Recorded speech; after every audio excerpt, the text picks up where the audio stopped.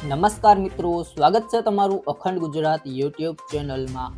ગુજરાતના હવામાનમાં મોટો પલટો આવવાની શક્યતા છે।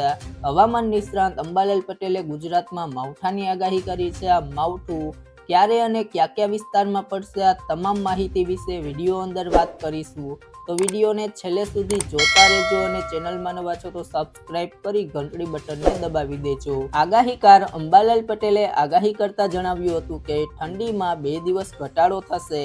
22-23 જાન્યુઆરીથી દેશના ઉત્તર પર્વતીય પ્રદેશમાં હિમવર્ષા થવાની સંભાવના રહેલી છે, જેના કારણે 22-23 જાન્યુઆરીએ ગુજરાતમાં ઠંડી વધશે। અંબાલાલ પટેલે વધુમાં કહ્યું કે 24-25 જાન્યુઆરીએ દક્ષિણ ભારતમાં વરસાદ થતા તેની અસર સ્વરૂપે પશ્ચિમ ભારતમાં વાદળો આવવાની શક્યતા છે।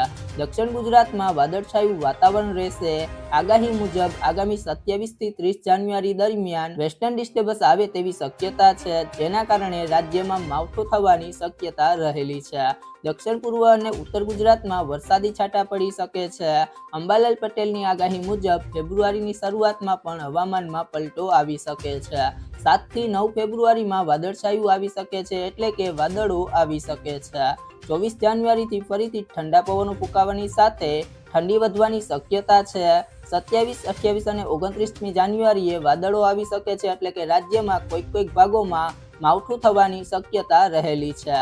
તો મિત્રો, તમને અમારો વિડીયો પસંદ આવ્યો હોય તો વિડીયોને લાઈક કરો, તમારા મિત્રો સાથે શેર કરો અને જો તમે ચેનલમાં નવા છો તો ચેનલને સબસ્ક્રાઇબ કરી લેજો।